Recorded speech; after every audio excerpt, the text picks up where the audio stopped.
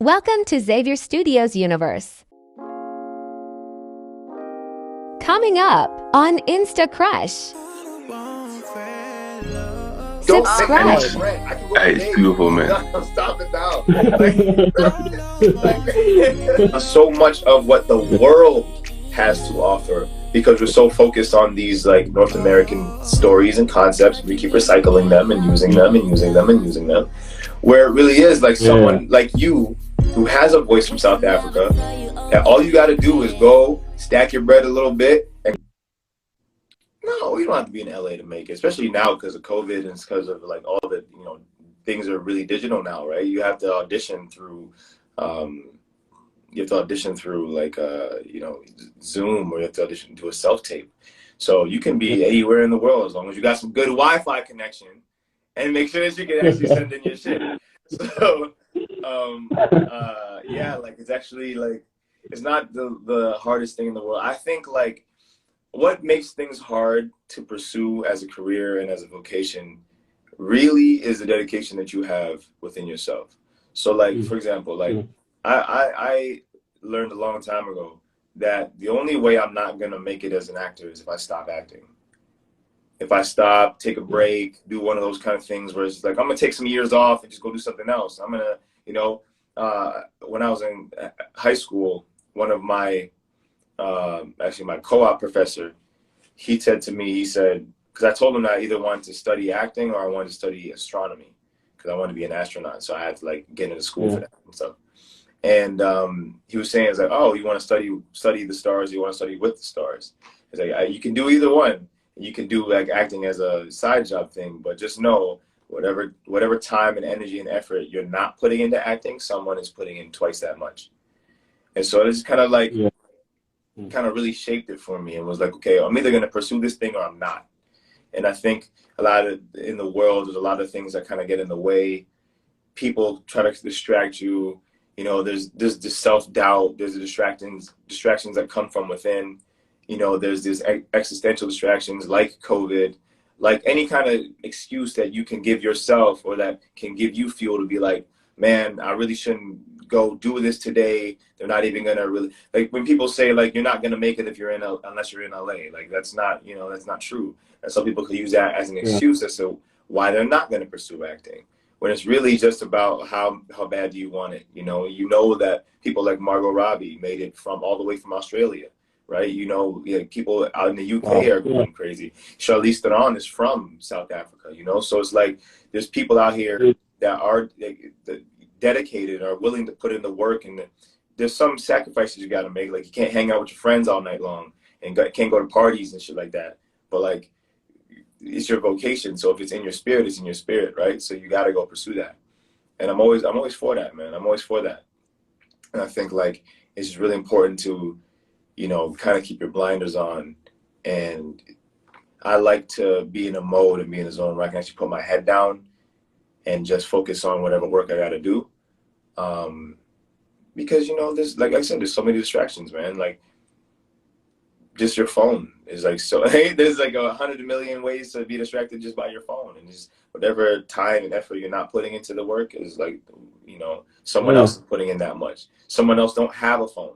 So they have no choice but to just read scripts and read books and read this and read that and just fueling themselves with a bunch of this content because they want to be the greatest actor of all time, So it's just like putting in that work and that dedication, Yeah, no, what you just said really makes sense. And from what you said, talking about dedication and really loving what you do and putting more time into it, does it apply more into actors in terms of like having to rehearse scripts and all that? Because it seems like a really hard job to do.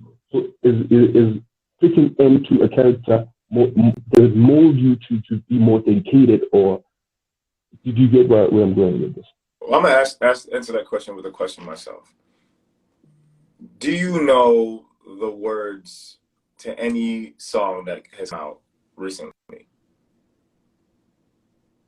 Any song? Like, do you know like all the words to a hip hop song, all the words to an R&B song, all the words to a pop song, country song, whatever there's a song that like in your heart, you know all the words to that song, right? It's the same thing with acting.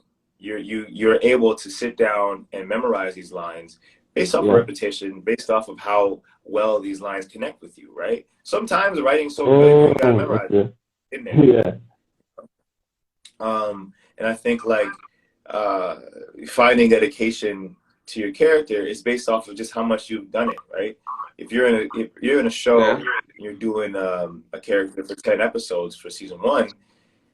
By the time that 10 episode time is finished, you're gonna know a lot more about your character than you did before, or anyone else for that matter, right? So now the lines come to you more naturally and quickly, because now it's just like, okay, well, I know my character's motivations.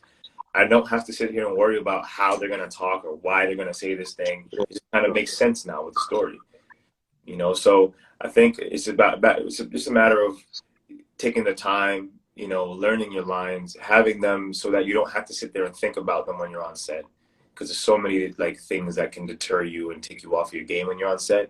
So it's best to just be like, you know, really focused on what you're doing, and then just, you know, just be able to be, you know. That's the most important thing I think as an actor, is just like getting all the shit out of the way so you can just be there, be yourself, breathe, sit down, eat some food, whatever the scene is. Get all the other crap out the way so you can do that. Yeah, I think from what you said, a lot of people can learn from what you just said in terms of dedication and, you know, a lot of things. Also coming back to your character, we've seen with different stars, movie actors, playing a certain role kind of affected their personal life. Like you playing True, the kind of like chilled guy who is reserved, and they want you to be more bossy and take over. Does it affect your personal life? Like in terms of, do people actually think you're that soft guy? Oh, not at all. Not at all. And I think it comes from the territory of like, when you meet me, I'm not like that at all. Like, you know, I'm more outgoing than anything else, I think. So people don't really confuse me with my character, unless that's just their lens of perspective, right? Like, they don't know me from anything else. They're gonna call me my character name, or they're gonna like, you know, why'd you do that to Lil Guap, or why did you know whatever, like, and it, like, I take those, that's like, it's just I don't take that really seriously. I just like, I completely get it, you know. It's cool. Yeah, like I don't think people, if you confuse me for my character, you don't know me very well, because the way I'm loud and out there and hype all the time, like, I am very much not the calculative kind of guy. Like, I don't sit there and think about things before I do them a lot of the times, or I'm a very reactive person than I am a responsive person. And I'm actively trying to be more responsive than I am.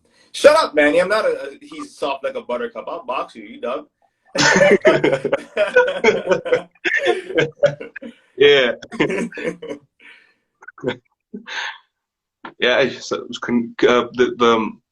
the data here in South Africa is really, really expensive. It's one of the most expensive in the world, but the connection is really bad. It's a pandemic. Oh yeah, you know, no, trust me, I totally get it. I totally get it, man. Really bad. Mm-hmm. So, man, how do you feel when you got the call? Where were you? What were you doing? What was the setting of, like, when you got the call that you've got the role? Where was I? I was back at home in Brampton, and I can't even remember, because I like watched it all the way, because I was just like, it happened so quickly. It was like I got the call, and it was from my manager saying, like, you know, congratulations. Oh no, I'm about to make up a whole damn story. I know exactly where I was. You know what I'm talking about? I was buying a new phone. I had actually I cracked my phone. I had a Samsung, and I cracked my phone screen, and the crack was so bad and so deep that it was like giving me radiation poisoning, like slowly but surely. It was like making me feel weird in my hand and in my head. I was getting like headaches and shit. Bro. And then, so I was in LA at the time, so I was like, as soon as I get back to Toronto, I'm gonna buy a new phone. Like, I can't stand it. But if I could barely afford a really good phone. I was just like, I want to get a new phone. So I went to the store, and they were like, okay, I had a Samsung at like S8, I think, or something like that. And they're like, okay, Yeah. you can get the newest one for like $1,000, or you can get like the newest one, but like the cheaper version for like, you know, a lot less. So I was like, all right, I'm gonna get that because like that makes more sense. And I don't really need like a new phone like that bad, you know? Sure. So I got this new phone. I'm moving the transfer like data over from one phone to another. And as soon as I'm finished transferring it over, my phone rings and it's a call saying like I got the role. So I put the phone down and I was like, I just bought this new phone, like the cheaper version. Yeah. Should I put this shit back and get the more expensive version because now I have a job? Yeah. Yeah. So I didn't end up getting like the more expensive version because I'm like, see, I got to be frugal, you know. I don't have the money yet. So, you know, so yeah. So I left the store in really high spirits. Drove back home, told everybody. I swear, I think I bought some porridge because I was feeding. Every time I'm really happy, and every time I want to celebrate something, I celebrate it with food. But like with really like my favorite foods, right? The foods that like really make me happy and make me joyful. And so there's like, you know, patties from Tennell's or something like that, you know, or like jerk chicken or dessert most of the time, some kind of like brownie, ice cream, whatever. Like, so I wanted to celebrate with something like that good, but I had to wait a couple of days before I could actually like celebrate. So yeah. Being so successful in your field, like what does it mean to people from Toronto, and what message are you trying to portray to them? Like, you know, when I was coming up, I think the most important message for me is that I'm from the West End of Toronto. Like I went to NACI, like North Albion Collegiate Institute. I grew up like in Etobicoke, like, you know, like I moved to Rexdale when I was in, like, you know, pretty young, like 13, I think.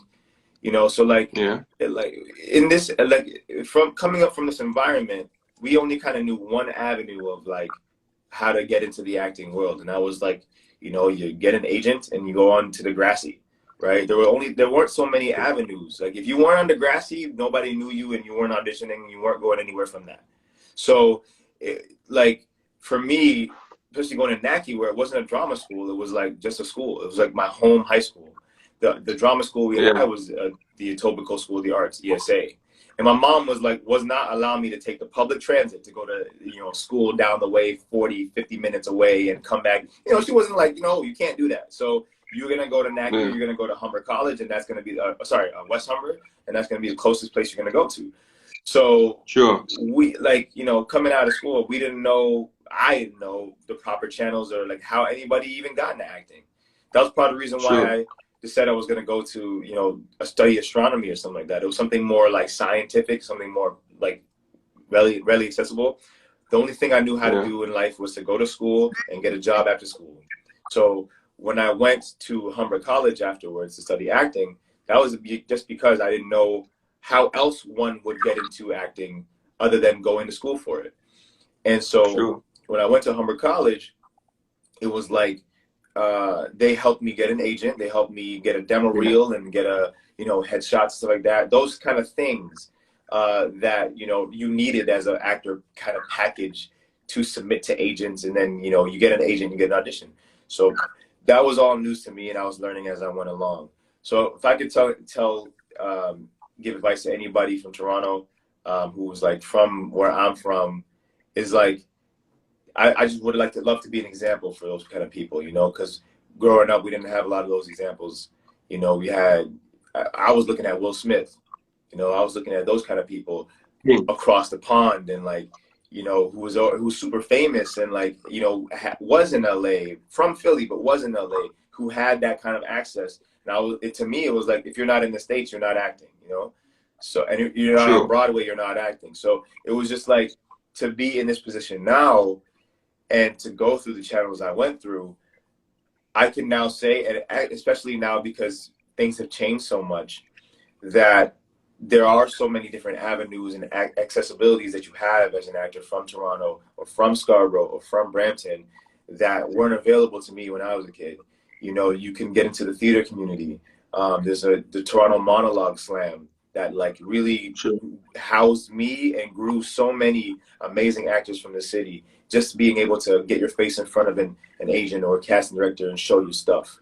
You know, there's so many different tools and avenues. There used to be Mandy.com, which you would hop on and just like submit yourself to. But now there's like Actors Access and like Breakdown and Casting Workbook and those kind of things, so like you can put your name out there. But if let's see, get on the Actor website. The Actor website is where you're gonna get all your tools and how it's gonna show you who the best agents are in the city, who are the ones that are actually legit, that aren't gonna try to rob you and take your money. What are the union jobs? What are the union rules? You know, how do you become union? Those kind of things. So I think that's really important. And I wish I knew that information when I was a kid, but I wouldn't change anything I ever did. You know, going to Humber College gave me a lot of tools I felt like I needed, the foundation I felt like I needed in order to get into the industry in the first place. So you wouldn't change anything, like if you had to redo it again? No, not at all, man. Some parts of me wish I went to theater school, but I got theater training when I went to Humber College. So, you know, and Humber College was like an expedited version of theater school because,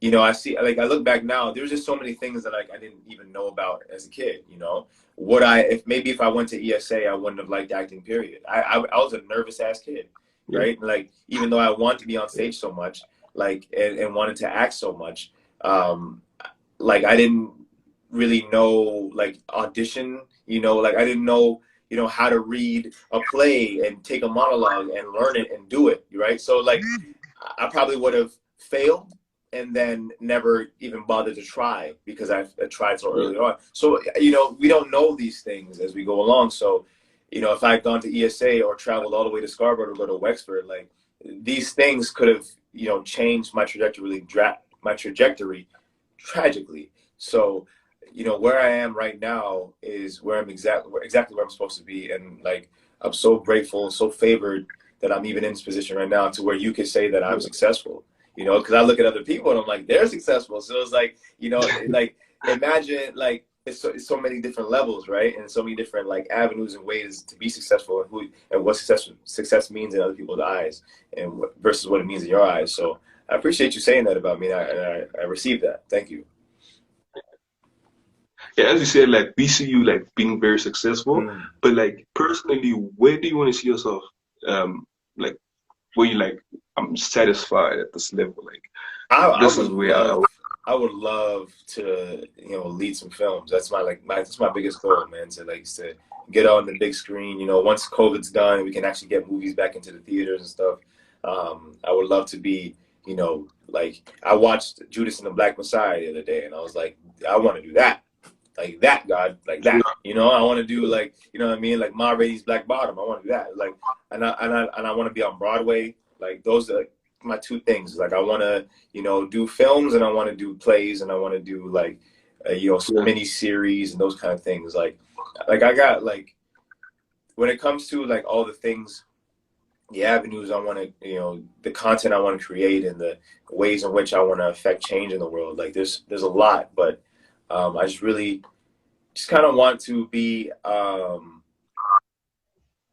want to, just be able to tell those stories and have access to those kinds of stories that affected me, you know, when I was coming up as an actor. Yeah, wow. Like, yeah. So tell me about Power.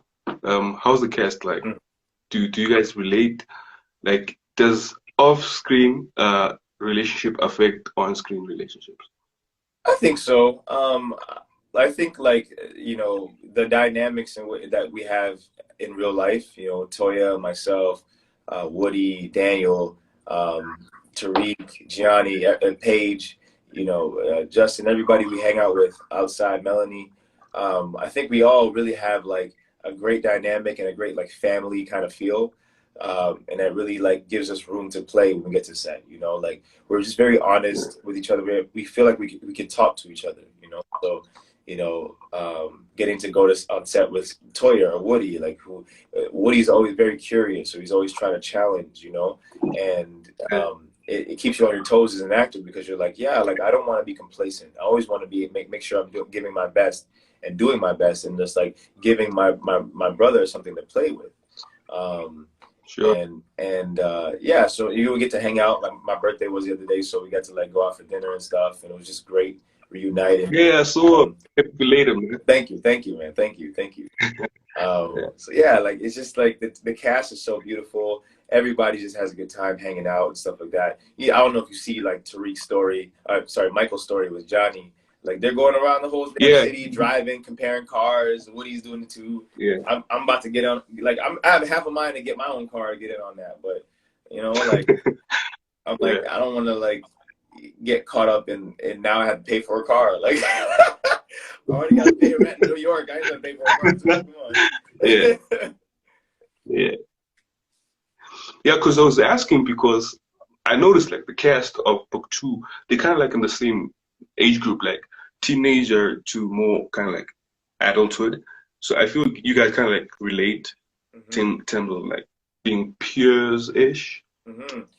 We definitely do. Yeah. We definitely do, and we definitely have a lot in common, and we just like get to vibe out together, and just really like communicate.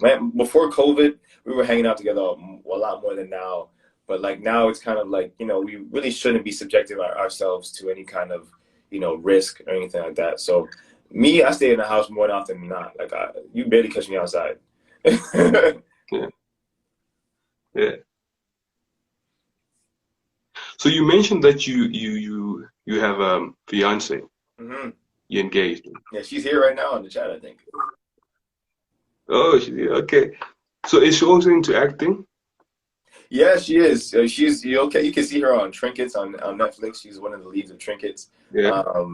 Wonderful, beautiful actress. She keeps me on my toes too. We do our self-tapes together and stuff. We're always like investigating what it means to like deepen our work and be better as actors and like really care for the craft and stuff like that. She's gonna be in this movie trilogy. She's one of the leads. She is the lead, pardon me, this movie trilogy coming out in the summertime. So watch out for that. It's called Fear Street. That's gonna be on Netflix as well. That's gonna be crazy. I see you, baby. I see you.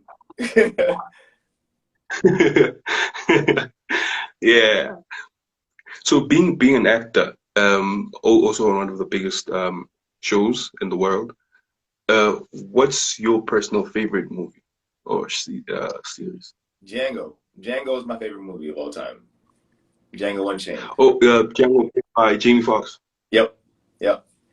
My favorite movie of all time. That movie is dope. I love that movie. It has Leonardo. Yep. Leonardo's performance was amazing. Samuel L. Jackson's performance was amazing. It just looked like, even though like the context and the subject matter is like not my favorite subject matter, it was so fun to see it done in that way. You know what I mean? To see it like where we get to actually have people be these full big characters, and see so many people in a way we haven't seen them before, and then also to have Django be to come out on top at the end. So it was just like it's just a badass movie, man, that I would just love to be a part of at some point in my life. But Django's my favorite movie. TV show wise, I'm watching Your Honor right now, but it's kind of getting under my skin. I think my favorite show, TV show of all time, I really liked Sharp Objects. Any series that came out a while ago, really liked that show. I don't have a favorite TV show. Like if I say a favorite show, it's gonna be like a comedy, like Fresh Prince of Bel-Air or like Martin or something like that. Like I love Malcolm and Eddie. I love Martin. I have all of Martin. I have as a collection at home. I have all the 5 seasons of Fresh Prince of Bel-Air without the 6, because the 6 didn't come out yet when I was able to actually buy the collection. So I really love those shows, and I watch a lot of cartoons. Yeah, see, BoJack. Yeah, BoJack's a great one. Like, I love BoJack Horseman. It's yeah, dope. sure, sure. And coming to, this, I've always thought how as Africa, we always look to America. Like in terms of entertainment, you guys have one of the biggest platforms and everything. But my question is, do you guys ever like notice African entertainment? Can you ask that question one more time? Just, it was kind of I like meant cutting out.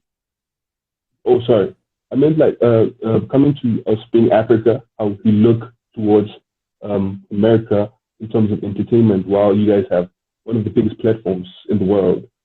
But now my question is, do you guys ever look at Africa's entertainment or content, or ever think of actually building a career like coming to Africa? That's a funny question.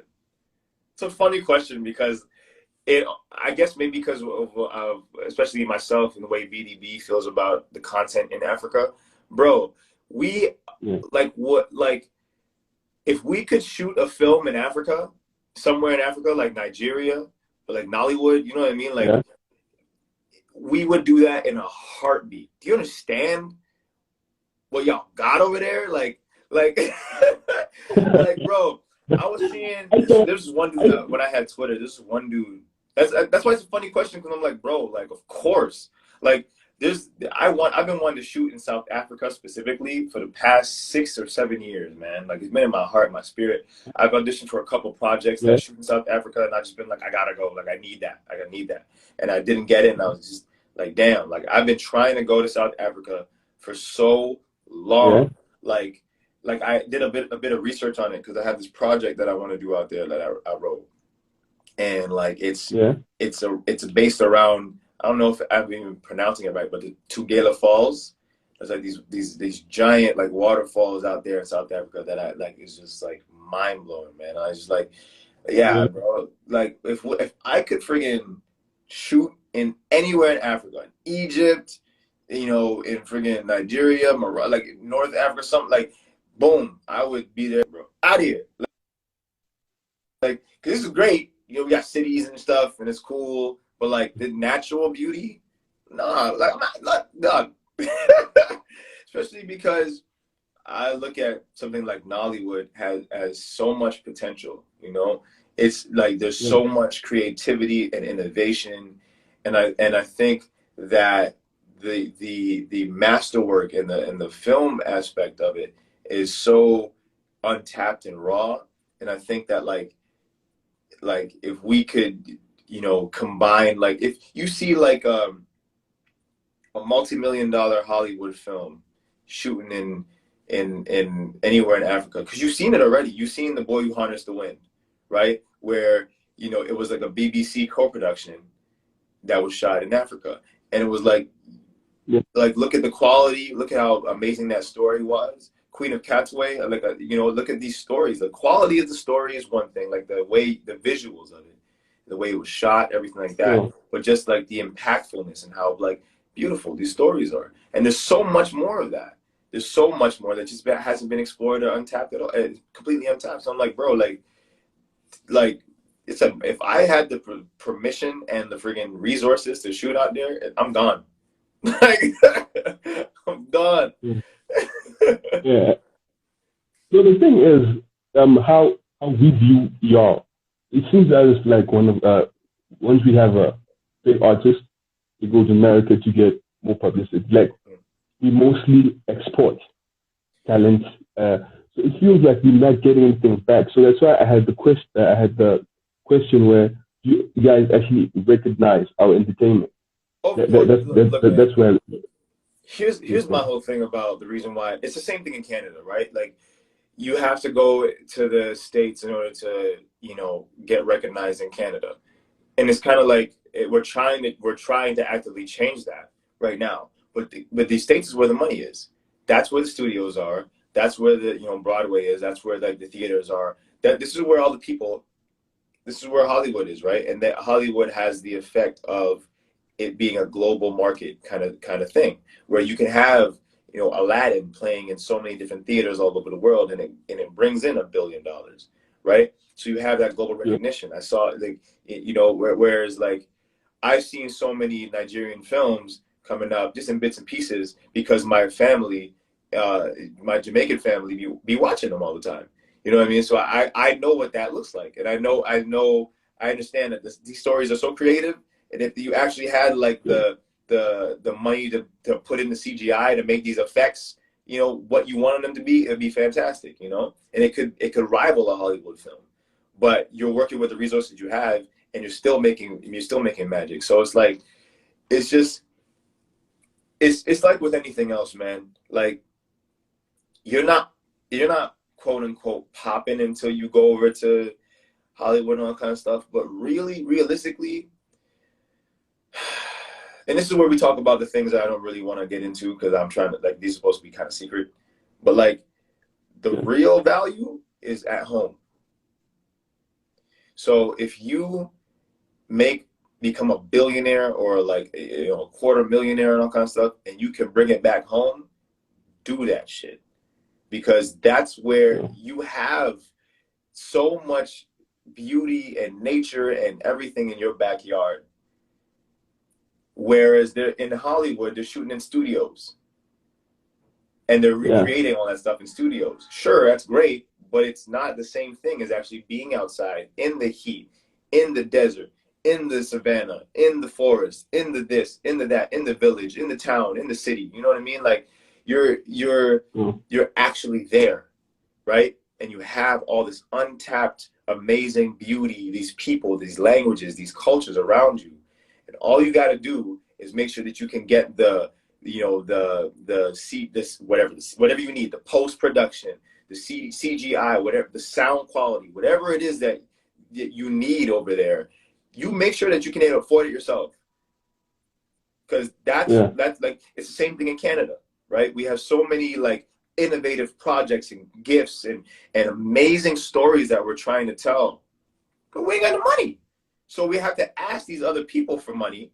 And then because we have to go through them, we have to filter the content through them. So by the time it actually comes out, it's just watered down, make it like this, make it like that, do this kind of thing. And it's not even the vision of what you were trying to say in the first place.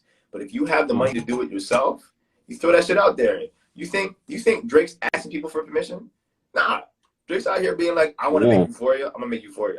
As soon as Drake says, I'm gonna make a thing in Toronto, about this, about that, anywhere else, he brings that money anywhere he wants to bring it to. It's on. It's on. Like it's like what Shonda Rhimes can do for Bridgerton.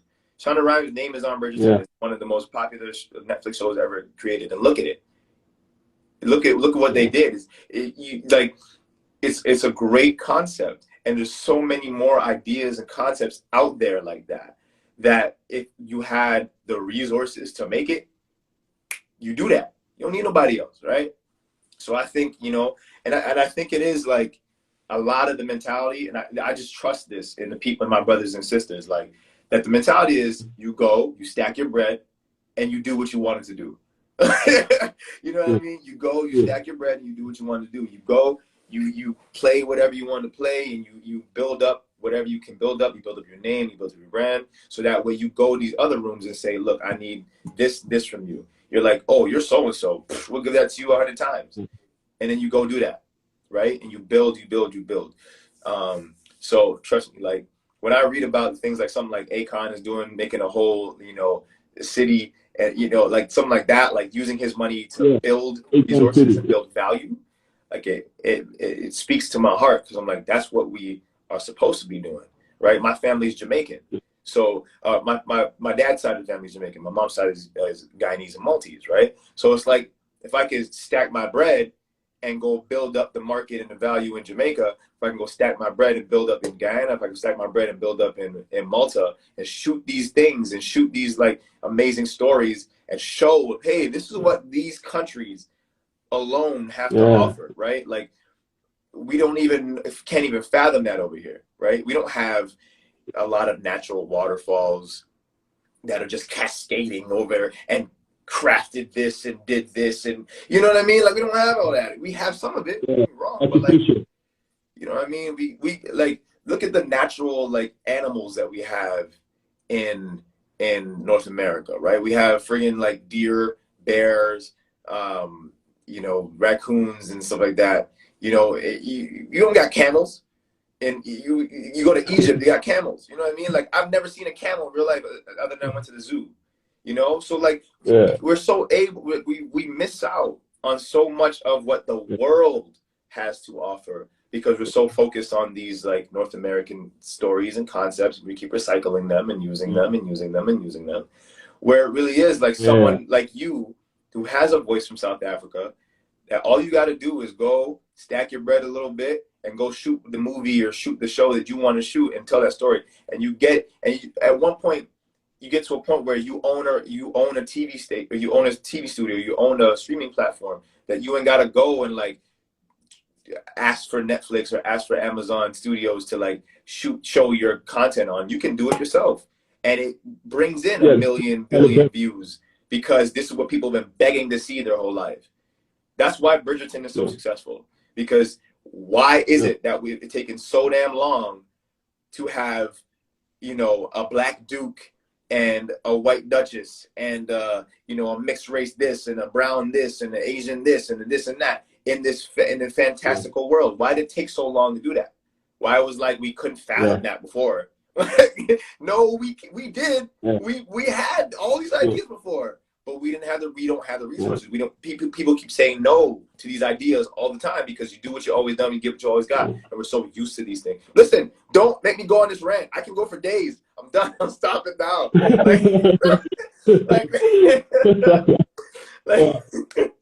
Like stop. I gotta stop. What you're saying is really true, and it actually made me notice far more other things which I was kind of ignorant on. Like when you just spoke about content coming from like different places, like I thought, do you know Crazy Rich Asian? Pardon? One more time? You know the movie called Crazy Rich Asian? Yeah. Yeah, like being an Asian movie, and I understand it was shot in a Hollywood production. Mm-hmm.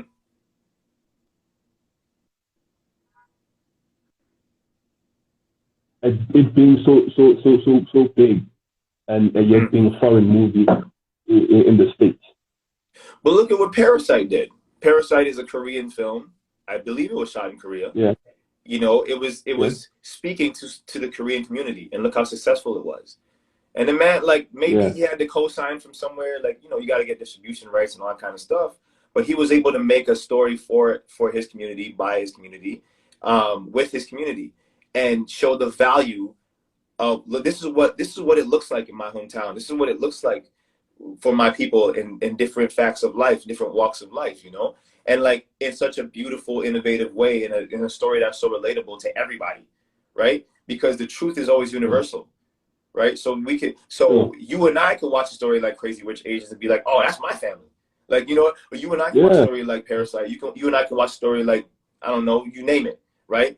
If it's telling the truth is always universal. Yeah, you can relate to the story.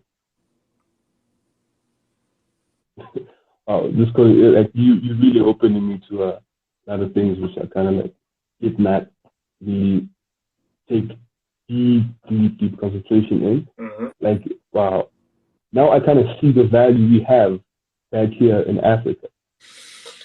It's very important. I grew up the same way, man. I grew up the same way, looking at the States, like looking at New York. And hey, don't get me wrong, New York's popping. Like, New York has its own like beauty and its own value and its own amazing things and its own creativity. You know, it always has, from the 90s, from the, like, you know what I mean? Everybody who's been doing it and been innovative and been the new thing.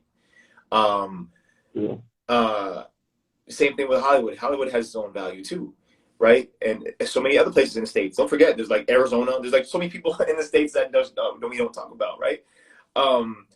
But being a young kid from Toronto, our content was always, most of the time, was always filtered through the States. So even though we had our own TV networks like YTV, like, you know, Family Channel, and all that kind of stuff, we're getting Disney shows, we're getting Nickelodeon shows, we're getting Cartoon Network shows, right? So we're still watching, you know, American content while we're in Canada. So we're growing up seeing like, oh man, I can't wait to get to XYZ so I can do that. I can't wait to get to Hollywood so I can play this thing. I can't wait to get to New York so I can be here.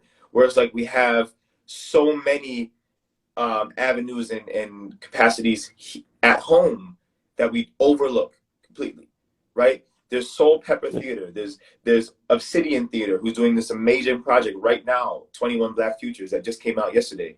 That like is so beautiful and so impactful and so for, you know, Black Canadians by Black Canadians. That is like that, you know, one would normally overlook if you're sitting there trying to focus on getting to the States, right? And trying to be like, when I get over there, I'll be able to look back. It's like, no, you can look right here, right now, and see the value that you have in your place right now. You know, there's so many things. Like when you look at When Harry Met Sally, this movie called When Harry Met Sally, they shot this scene in Central Park, right? Central Park. Yeah. They made it look like it was on a lake. They made it look like they were at this like beautiful French restaurant, and there was like this lake in the background. And my friend was like, "Where the hell is that? That's not in New York. I don't know where the hell that is, because that's not New York." And then you go to Central Park and you see where they shot it, and you're like, "That was here?" You're like, "Yes, that was here, because somebody shot a movie here saying this is what I want to say about New York. This is the New York that I see, right? This is how beautiful New York is to me. And so I want to show that to other people. I want to share that love and how I feel about New York with the world." And it's important and imperative that we do that with the places that we're from. Like, I'm born and raised in Toronto. I grew up seeing Toronto things that people from New York, people from LA will never see. They won't.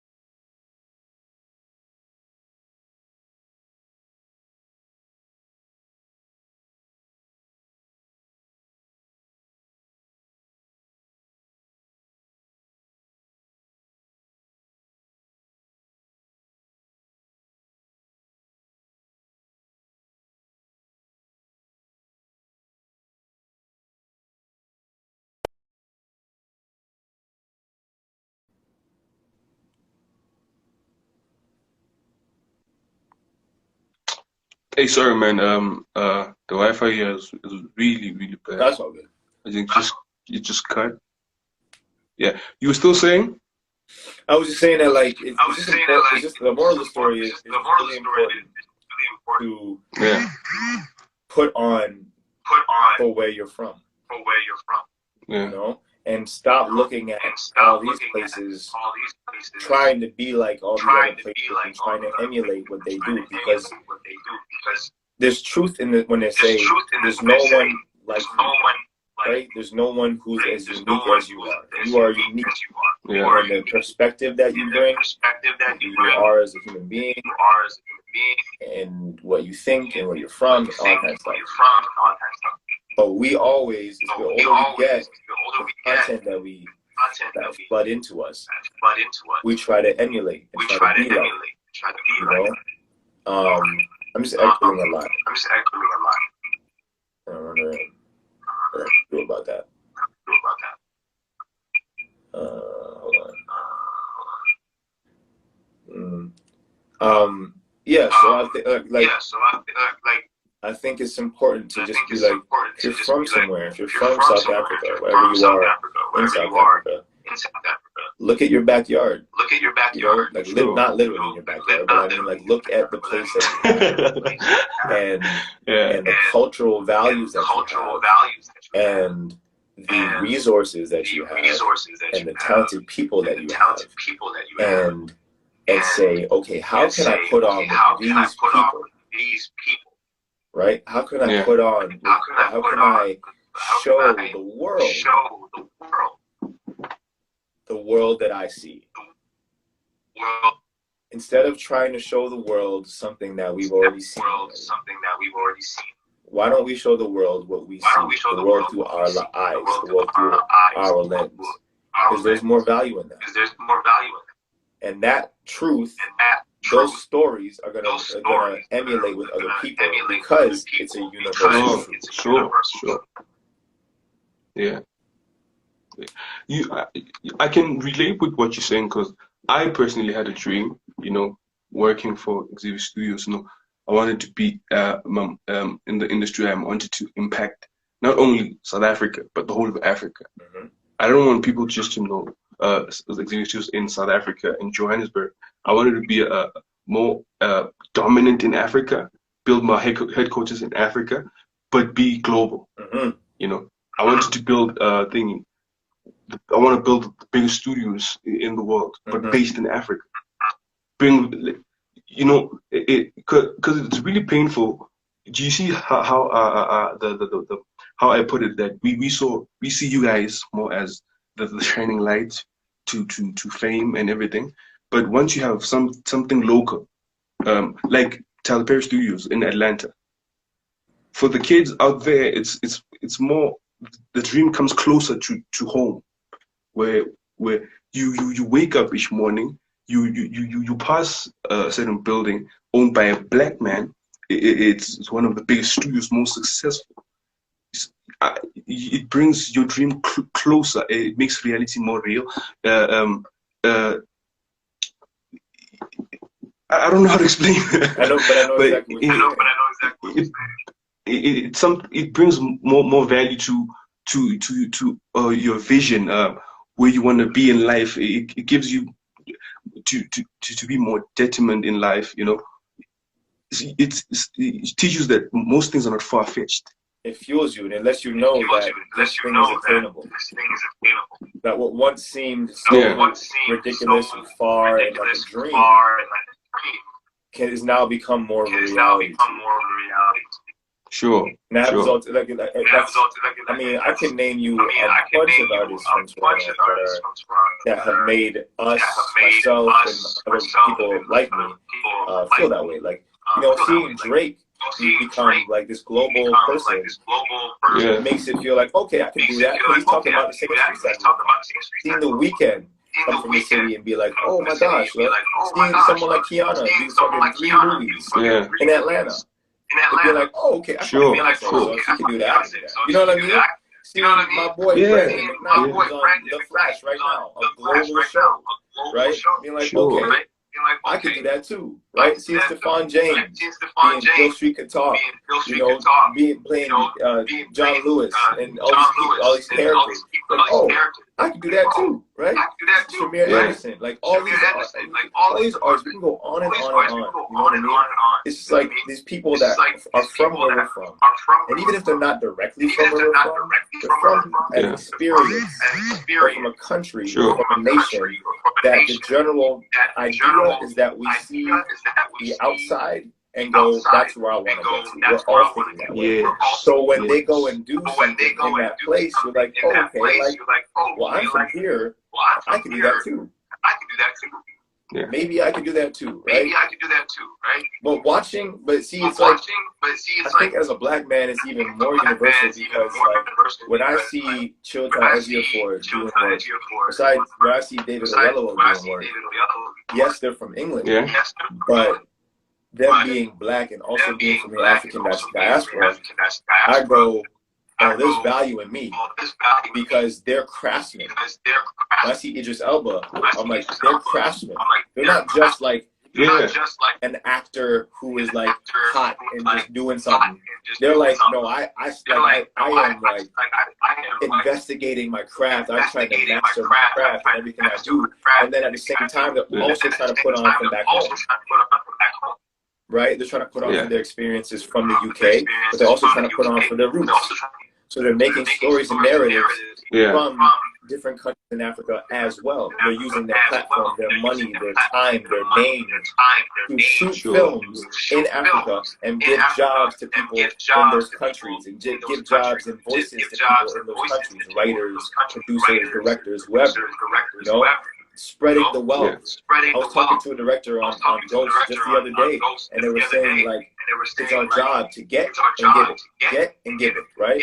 To get it and give it to the next one, and get it and give it to the next one. That's how we build. Literally how you build something, right? And it's our job. And I put this poster today where it was like, it's the job of the privileged to see the needs of the underprivileged and do what they can, right? And that means so many different things, and you can take it out if you want. And to me, it means when I'm in a position right now, I'm in a successful position. So when you ask me questions like, what can you say to an artist from Toronto who's trying to do the same things you're doing? Yeah, it's my job as someone in this position to be like, do this, do that, and they'll give you a lot shorter travel time to get to where I'm at. So you can get to where I'm at. I'm at 29 now, so you can get to where I'm at 22. And so you're 29, but make sure you get that back to somebody who's at 18, so that then when they get to 22, they're already doing this. You know what I'm saying? It's our job. It's our job. And that's how we continue to pass on. That's how we build not only generational wealth, but cultural wealth and cultural value. Right? So many things have been stripped off. I know I'm echoing, bro, and I don't know how to change that. I don't know how to adjust. No, it's cool. It's cool. I'm just kind of reiterating my point, but it's really our duty, you know, in positions of privilege and whatever power, whatever name, to continue to give voices to people that we wish we had when we were kids. You know, it's been really great chatting to you. What you like conversation we had to a certain point, it was really meaningful, and I think people from my side watching this really get a different perspective of things. And on the comments, I've been seeing people book 2 tales about book 2, season 2. So let's just give. Can you just give them? I don't know, it was a tiny bit. Oh, I can't get no spoilers. But what I can say is that if you see the Instagram page for Ghost, we have started season 2. So I don't know when it's gonna come out. It's gonna come out soon. And we have started shooting it as of right now. I saw. Soon come. That would like to say. Yeah, great content. Best ever. I don't understand anyone who doesn't know power. Like, if anyone who just says, I don't know power, I'm like, what's wrong with you, man? What's wrong with you? Trust me, I know. If you haven't watched it yet, like, what are you doing? Well, what are you doing, man? What are you doing with your life? we watching fire content, you know? Yeah, but really, honestly, really been great having you on the show and really responding to our request to have you on our live show. Really means a lot. Yeah, come on, man, you act from power, like. Hey, thank you for having me. And you, like, I did not know you. This Adams, I did not know you this well, like this side of you, which it's really amazing. You're very open-minded, dedicated. You know, you're an inspiration, and I can imagine how people from Toronto look at you. They probably look up to you as a pillar, an icon, or one day a legend. Yeah, and we just like to appreciate you. Thank you, because it's unusual. You know, when I did a promo video for this interview, a lot of people thought I was lying. It was a scam to just get people to follow. Yeah, but having you on the show, really mind blowing. You know, I believe personally you've grown bigger than the character you play, just from having a virtual conversation with you. Hopefully, I will meet you one day, and that day will be soon, and it will be in the next levels, in international seas. Yes, sir. I listen. I believe in all your dreams. Eh? You said that you're trying to be global. I believe in you. I see that for you. Keep it up. Yeah, we're in the winning team. Thank you for logging in. Appreciate it. Have a blessed life. Thank you, man. Season 2, book 2. We are waiting. Yeah. Yeah. Thank you. Appreciate it. Fans at home, anyone from New York, around the world, thank you for logging in. My name is David. I'm a presenter for Xavier Studios, and it's a pleasure. Good night. On my side. Oh, sorry. On my side, it's good night. Oh, good Sure. night. Thanks. Peace out, kid.